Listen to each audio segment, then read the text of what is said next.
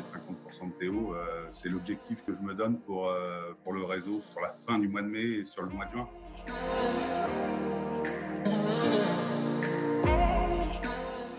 Bonjour Vincent, écoute, Bonjour Maurice. on est ravi de te retrouver aujourd'hui. On a beaucoup parlé de cette phase d'arrêt du secteur, c'était assez inédit et ça a un petit peu pris tout le monde par surprise, c'est le moins qu'on puisse dire avec cette histoire du Covid.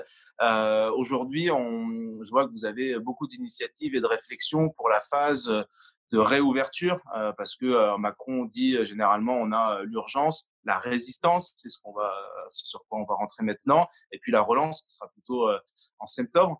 Comment vous abordez cette phase un peu de réouverture avec cette perspective du 11 mai dans le réseau BNB? Écoute, d'abord avec un soulagement parce que la période de confinement a été compliquée, même si on a laissé, si on avait une centaine d'hôtels qui sont restés ouverts, hein. Là, il faut se préparer à un retour de la clientèle. Donc, on a fait ça en deux phases. D'abord, se concentrer sur la sécurité, que ça soit des hôteliers et des clients. Donc, avec la mise en place de nouvelles procédures dans bien des domaines, s'atteler à ce que ces procédures soient diffusées partout, bien ancrées. Et c'est pour ça on s'est appuyé sur une certification avec Bureau Socotec sur le management du risque sanitaire. Donc tout ça, ça a été beaucoup de travail à mettre en place. Et maintenant, quasiment tout est prêt pour lundi, pour le 11, où on aura une centaine d'hôtels qui vont réouvrir. Il restera quelques hôtels qui vont attendre sans doute début juin pour ouvrir, ceux qui ont des générateurs de trafic très spécifiques, style voilà, ceux qui travaillent beaucoup avec les salons, avec la clientèle, je dirais, tertiaire, qui sera certainement une clientèle qui arrivera dans un deuxième temps. On voit déjà sur les hôtels ouverts que les industries du BTP, des travaux publics, du bâtiment sont de retour. Et on pense que le 11, cette clientèle va encore s'amplifier. Et donc, on a préparé le retour au niveau sanitaire et puis dans d'autres services, puisque nos amis de la restauration ne vont pas rouvrir tout de suite. Nous, nos hôtels ne font pas de restauration. Donc, on a dû s'adapter pour répondre aux besoins de la clientèle qui va arriver. Donc, par exemple, on a préparé une solution de restauration pour le soir D'accord. dans tous les hôtels pour pouvoir subvenir aux besoins des clients. Alors ça s'articule comment? Parce que j'ai cru voir des photos dans votre communication, il y a les bags petit déjeuner Alors le ça, il y a le matin qu'on petit peut prendre en déjeuner. chambre Le pour petit emporter, ouais. déjeuner, évidemment, on a changé tout le process puisque les salles de restauration ne seront pas ouvertes. Donc, on a monté de A à Z un petit déjeuner à emporter que les clients prendront ou dans leur chambre ou à l'extérieur. Donc, on a préparé des nouveaux produits, des nouvelles procédures, tout ça dans le respect des normes sanitaires qui nous avaient été préconisées par le conseil scientifique de Socotec. Et tout ça est en place dès lundi dans les hôtels qui seront ouverts. Le petit déjeuner et puis des solutions pour la restauration le soir. Alors que ça soit une restauration sur place avec des bocaux ou d'autres produits, des services de livraison.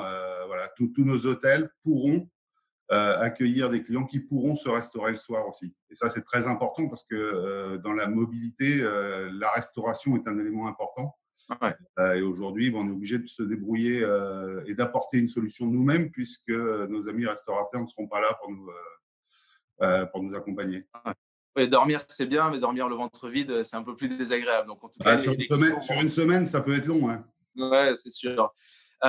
Du coup, on voit là qu'il y a beaucoup d'opérateurs qui s'apprêtent à ouvrir.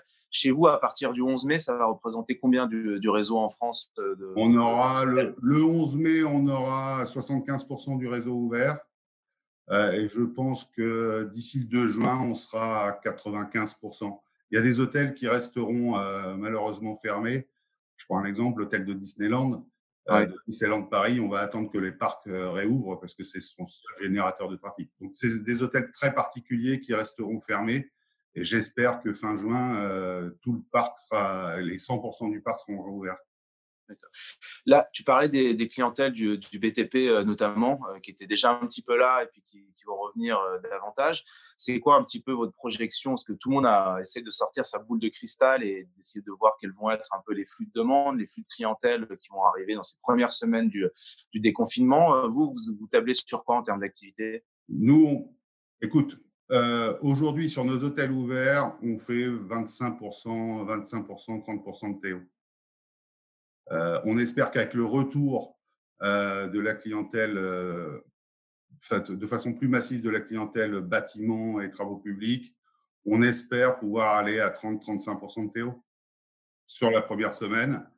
La deuxième semaine, c'est la semaine de l'Ascension. Alors même si les déplacements touristiques ne seront pas là, on pense que ça va être une semaine assez faible, mais qui sera à peu près dans dans les mêmes ratios.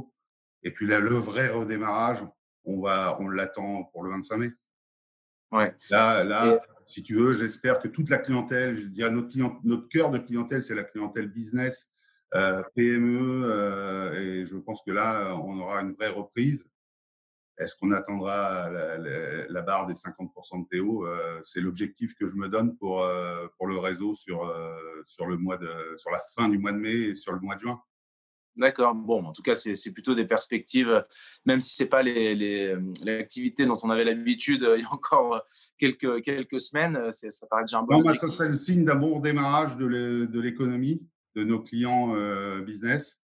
Et sur le mois de juin, je pense que ça pourrait s'amplifier. Évidemment, on n'aura pas les grands événements, les grands salons qui nous alimentent le mois de juin, qui est pour nous le plus gros mois de l'année. On n'aura pas cette clientèle-là, mais je pense que l'économie, les sociétés, les PME ont besoin de retravailler, ont besoin d'aller revoir leurs clients. Et je pense que dès le mois de juin, on retrouvera une activité dans ce secteur-là assez conséquente, même si elle ne sera pas évidemment au niveau des années précédentes. Si on prolonge un peu, après l'été, parce qu'on sait que septembre, octobre, novembre sont des vrais mois importants, notamment pour l'activité, business, corporate, ce segment de clientèle qui est quand même assez important, pour les réseaux d'hôtels économiques, comme le vôtre.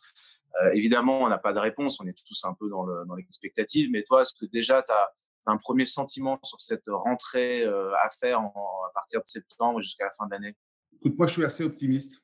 Je pense que l'économie française aura besoin, enfin, les sociétés, les entreprises auront besoin de rattraper le retard dans tous les domaines. Je pense que sur septembre, octobre, novembre, on peut retrouver une activité pas normale, parce qu'évidemment, elle sera impactée par la crise économique qui sera la conséquence de la crise sanitaire. Mais je pense que sur septembre, octobre, novembre, on peut retrouver un rythme très conséquent sur cette clientèle business. Malheureusement, je pense que la part touristique de notre clientèle, qui est chez nous aux alentours de 20-25%, celle-là, elle aura beaucoup plus de mal, même si on va retrouver des salons, on va retrouver sans doute des festivals qui vont être décalés sur l'automne. On va retrouver des événements qui pourront peut-être nous alimenter cette part de clientèle. Mais globalement, la clientèle PME, entreprise, je pense qu'en septembre-octobre, on retrouvera un rythme tout à fait convenable. D'accord. Qu'est-ce que tu penses qui va changer, durablement dans le métier? En réalité, c'est vrai qu'on a une hôtellerie, efficace, dans l'hôtellerie économique. On est là pour offrir un bon rapport qualité-prix et une prestation, bien calibrée.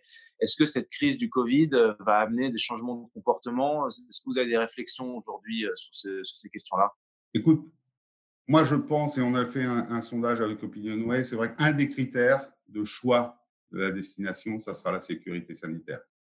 Donc, c'est pour ça on met en place cette certification avec Socotec. Je pense que les entreprises vont être, et les clients vont être très soucieux de la sécurité sanitaire, même si l'épidémie, je dirais, est de moindre ampleur.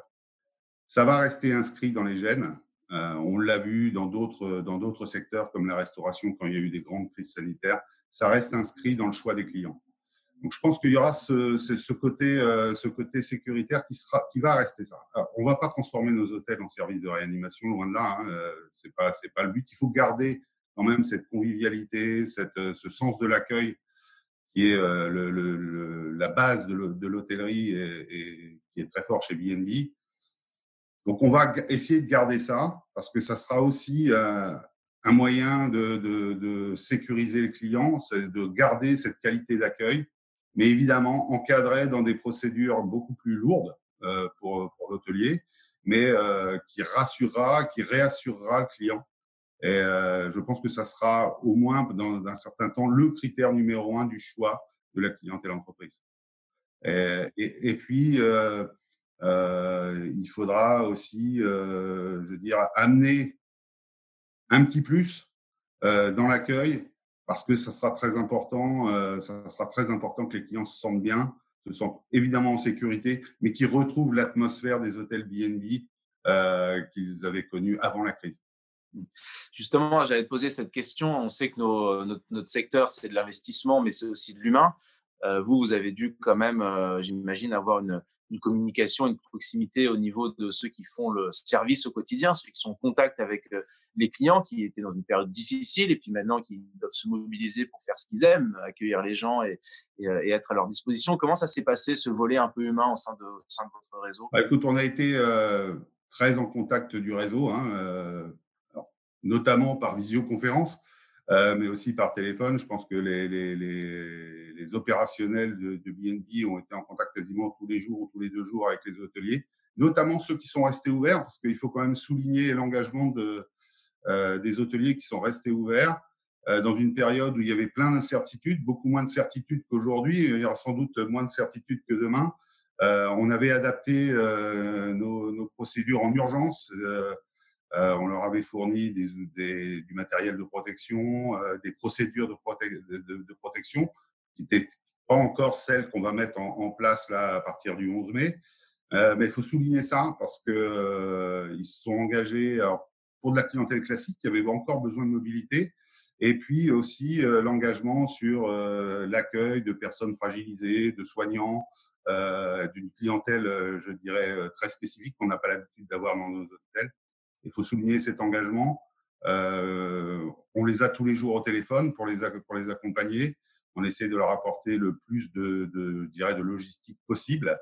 Et eux, ils ont fait le métier jusqu'au bout, quoi, hein, avec dans cette période très particulière, avec un type de clientèle qu'on n'a pas l'habitude d'avoir, avec des procédures spécifiques. Et ils ont gardé, je dirais, ce sens de l'accueil, cette envie d'accueillir.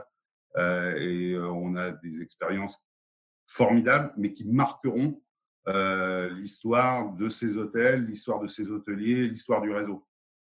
D'accord.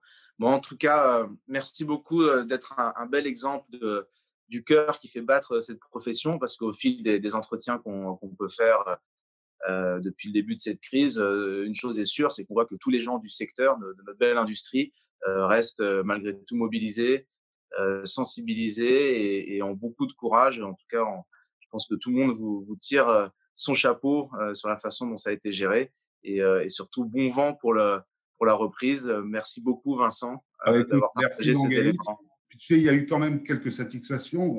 Dans ces 2 mois, on a quand même signé 4 projets de nouveaux hôtels qui vont ouvrir en 2022-2023. Donc, on n'a pas arrêté non plus de se projeter dans l'avenir. Et ça, c'est très important pour l'industrie et c'est très important pour B&B. Merci Bon, bah, Vangelis. super. Bon vent à vous et bon courage. Merci, Merci, Vincent. bonne journée.